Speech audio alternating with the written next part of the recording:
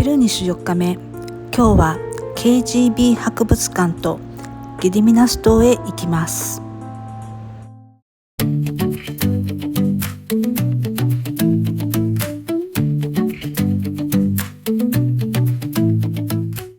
まずは昨日のカフェへ。ここでは現地の方と思われる方が清掃業に従事。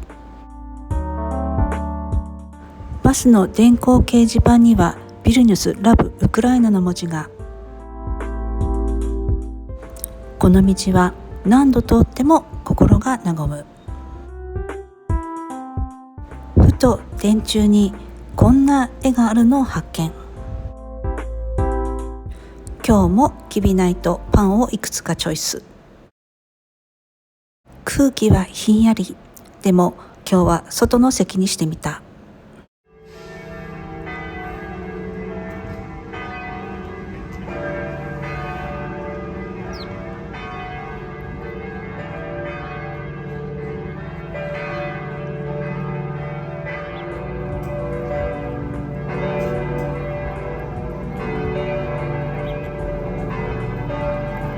これから KGB 博物館までゆっくり歩いて向かいます。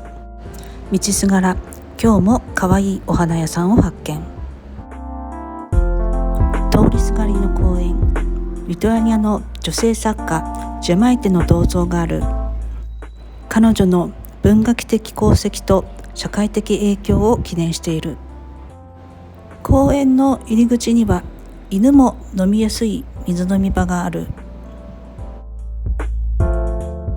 旧 KGB 拘置所跡だったとは思えないほど立派な外観。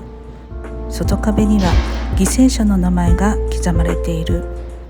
ここは占領と自由への戦いの記憶を刻む博物館。そのすぐそばではスクーターで遊ぶ子どもたちと犬の散歩をする人、平和を感じる。博物館入り口に続く道、少し気が引き締まる。ジェノサイド犠牲者の慰霊碑。重い歴史があるのにとても静かで落ち着いた風景。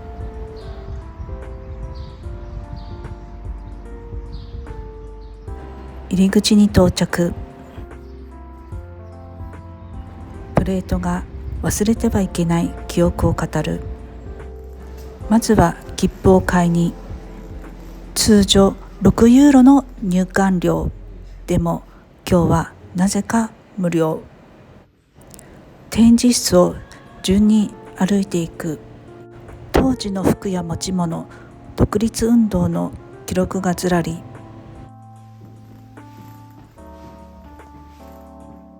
KGB の組織図やオフィスの様子。実際に使われていた牢屋や拷問室へと続く地下へ。1940年からほんの少し前の1991年まで多くの人が閉じ込められていた場所。僕のおじいさんもここにいたんですというガイドさんの声が遠くで聞こえてきて、何とも言えない気持ちになる。こんな展示もあり、階段を上って中庭へ。運動場と呼ぶには狭すぎるけど、でも外気に触れることのできた場所。ここにはこんな看板が。少し沈んだ気持ちで外に出た。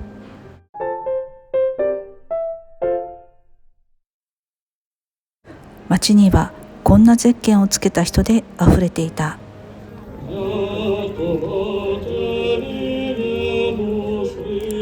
大聖堂広場ではベラルーシの政治犯解放を訴える集会が行われていた。今まで考えたことも気にしたこともなかった自分。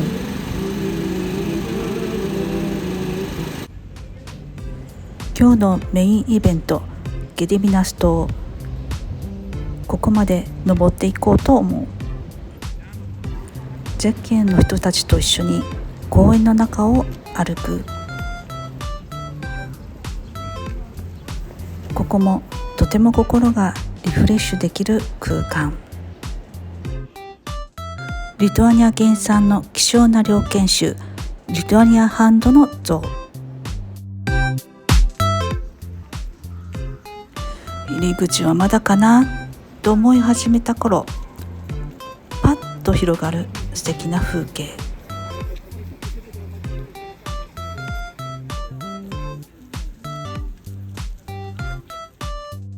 ようやく入り口の看板。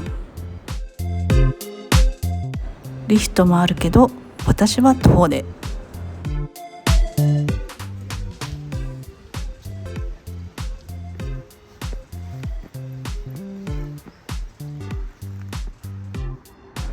丘の中腹、まだまだ道は続く。リフトにすればよかったかなと少し後悔。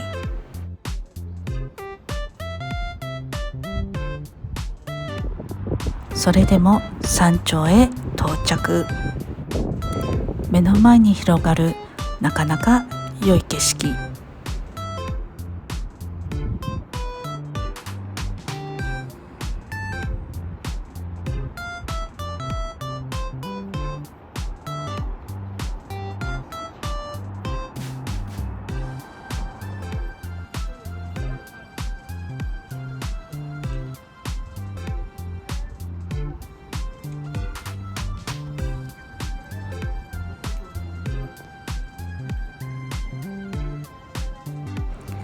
ゲディミナス島へは有料で登ることもできる。入場料8ユーロ。反対側の旧市街を眺めに行く。上から見るリトアニア大皇宮。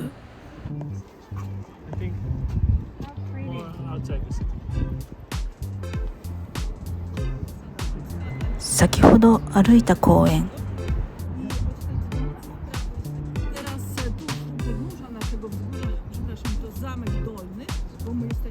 聖アンナ教会も見えた。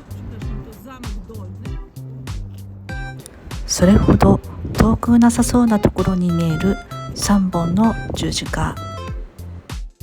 行けるかもと思ったので、今から3本の十字架まで行ってみることにする。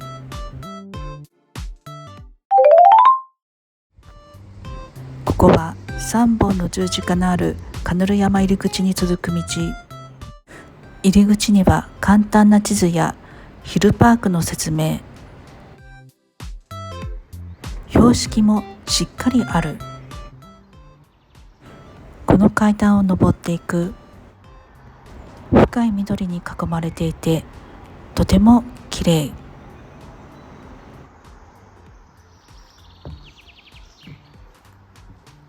誰ともすれ違わないけど不思議と不安はない。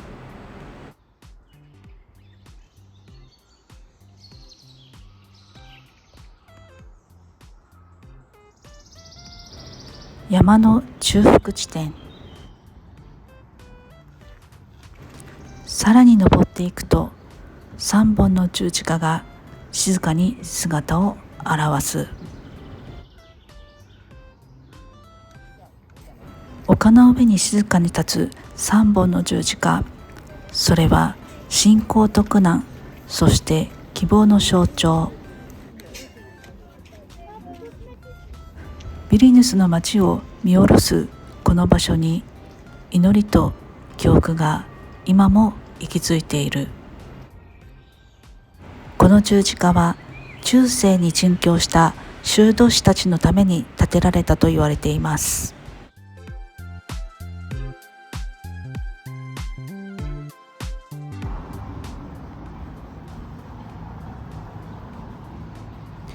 下山をし、旧兵器庫を通ってゲディミナスの海域リフト方面に向かうと、リトアニア大公国の最盛期を築いた指導者ビータウタス大公像が、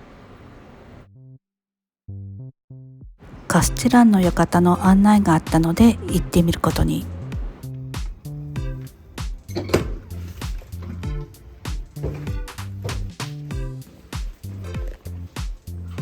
ここは城を守った人の住まいだった場所。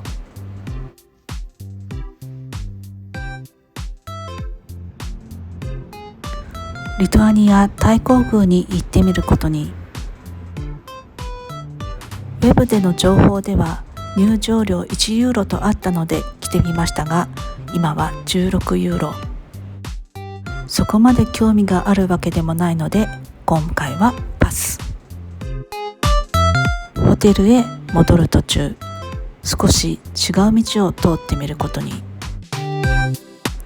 一本道が違うだけで別の街の雰囲気が感じられる。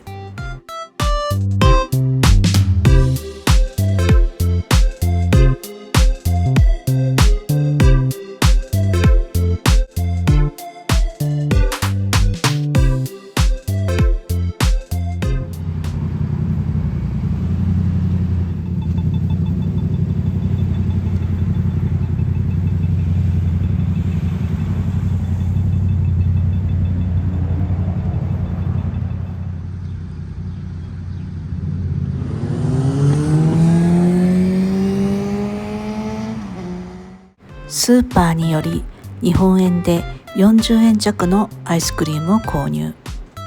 高級な味ではないけどなかなか美味しい。先日購入して気に入ったスーレレスをまた購入。チョコレートでコーティングされたカッテージチーズのスイーツバー。夕食へ向かう。レストランの近所には素敵なお花屋さんが。この街はお花で飾られていて素敵である。夕食はここで。民族衣装のスタッフと木のぬくもりに包まれた店内。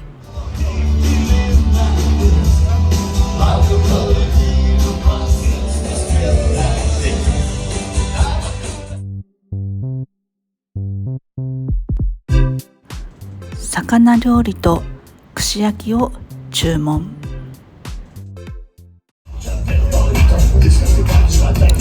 ノリの良い音楽だと出てきておろし出すお客さんたち。実は私もこういうのちょっとやってみたいと